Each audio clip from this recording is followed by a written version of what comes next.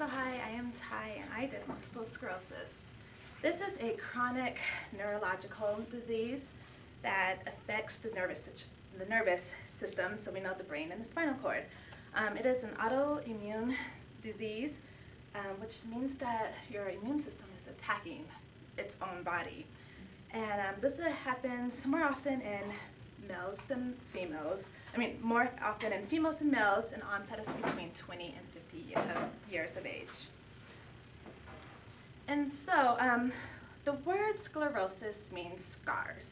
So the scars, also known as plaques. And the bottom right picture there shows what a damaged nerve would look like. So those are the scars. And just depending on where this happens within the central nervous system depends on the symptoms of multiple sclerosis.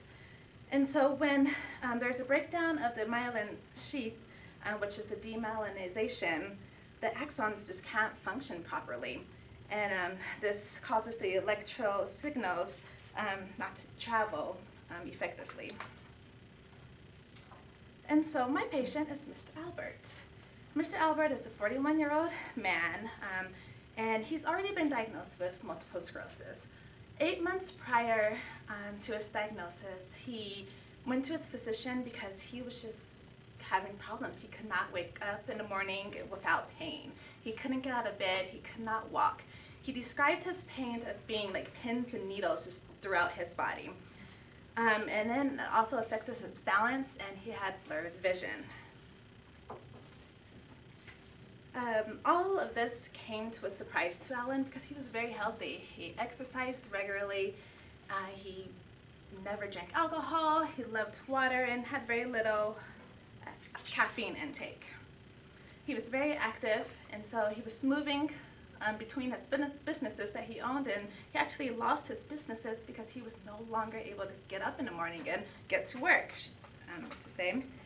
And so his physician referred him to a neurologist, and the neurologist did several tests because multiple sclerosis is very hard to diagnose because oftentimes it shows symptoms of other diseases. But after the MRI revealed the plaques on the brain and spinal cord, and he also had a lumbar puncture, which measures the level of immune proteins. And so I do want to note that multiple sclerosis has different symptoms, and not all the symptoms are the same between everyone. So Mr. Albert is an example of a worst case scenario. He was suffering from fatigue, muscle spasms and stiffness, tremors, paralysis, headaches, suffered from depression, had so much pain, vertigo, loss of bowel and bladder control, sexual dysfunctions. He also had respiratory problems, cognitive changes, dysphagia, and his speech difficulties. So he was referred to me for his speech and voice and cognitive problems. And so this arthria refers to the changes with his speech. Because of the muscle weaknesses within his face, he was no longer able to articulate, and which caused his speech to be slurred.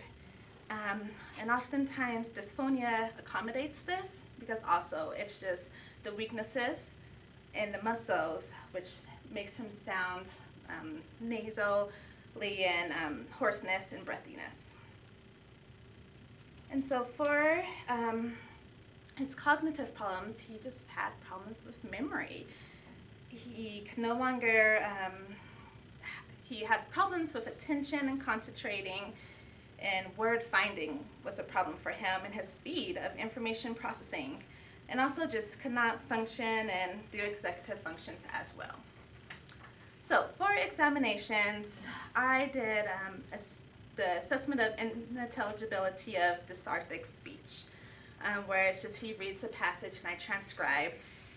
He scored very low on this because his speech was just so unintelligible. And also he did the reading passage, which normally it would take about 35 to 45 seconds for a normal reader to read, and it took him 4 minutes and 20 seconds. So this does show that he did have problems with cognitive as well. So then I did a battery test, and battery tests are good because they have subtests within, and these subtests could examine lots of different areas. So we had his mental status was being tested, memory, his linguistic expression, and comprehension, and he scored just low, just straight throughout the board. So his linguistic abilities were definitely being affected from the scars from his brain. And so for treatment, for his speech treatments, we could just do oral exercises to get his lips and tongue and the mandible and hard palate just moving properly. My goal is for symmetry, strength, and speed, and coordination. And also for managing his rate, because his speech just sounded like one long mumble. So I just wanted to slow it down, and by doing that, we could just do finger tapping or just using like a pacing board. And this will get his speech slowed down a little bit and more precise articulation for each word and syllable. And for his cognitive and linguistic treatments, I'm just doing memory games and labeling pictures and objects, and also developing compensatory strategies such as the use of diaries and lists, because his memory was affected and this was just becoming a problem of doing daily functions. And so that is Mr.